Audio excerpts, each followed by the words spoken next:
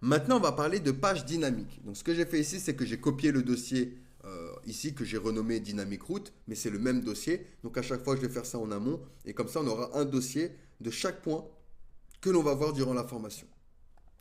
Donc ici, hop, admettons, j'ai une page. Donc ici, on va se faire une page shop.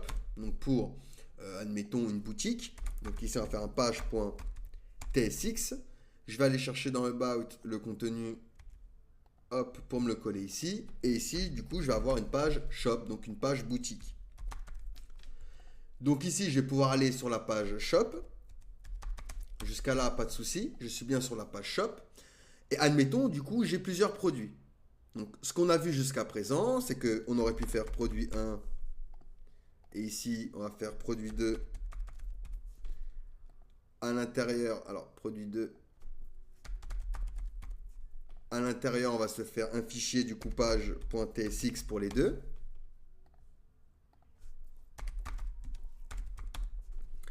Nickel. Et je viens copier du coup ceci. Donc page produit 2. Et on va l'appeler produit 2.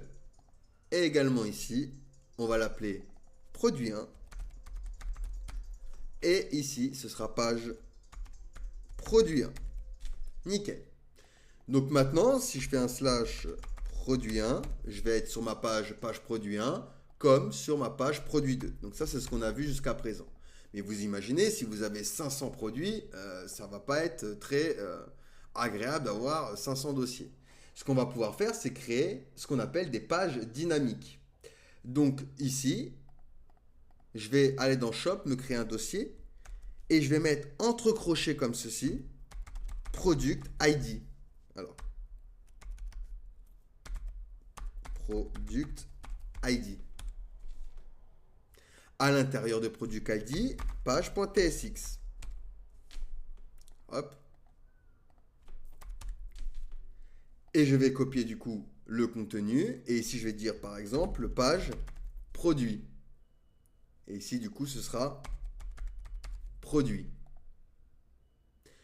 Ce que je peux faire également, c'est ici, je vais récupérer l'objet params. C'est un objet qui va représenter les paramètres dynamiques d'une route. Et je vais lui préciser, vu qu'on est en TypeScript, que params aura product ID qui sera de type string. Et du coup, je vais pouvoir lui dire ici page produit et récupérer l'ID. Donc product ID.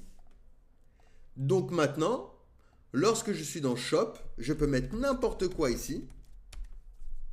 Je vais avoir une page dynamique, page produit, et j'ai l'ID, donc ce que je mets ici.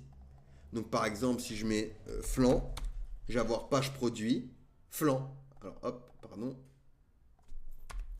Donc shop flanc, je vais avoir page produit ici, flanc.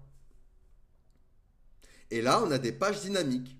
Alors que si j'avais pas ça, je vais tomber sur une 404 not found. Donc voilà comment on crée des pages dynamiques. On va venir créer des crochets, on donne un nom et on crée notre page.tsx. Et on peut faire la même chose avec des pages imbriquées. Donc admettons, je vais avoir ici review et à l'intérieur, on va se faire un review ID. Hop, à l'intérieur, un page.tsx. Je vais récupérer ça que je vais mettre dans page tsx de review ID. Ça, on va se le fermer. Ce qu'on va pouvoir faire au niveau de notre fonction, on va l'appeler review. Et au niveau des params, on va lui dire également que tu vas récupérer review ID et on va lui dire que ce sera un type string également. Donc ici, je vais pouvoir lui dire review 2. Et ici, on va faire référence à params review ID du produit. Donc params product ID.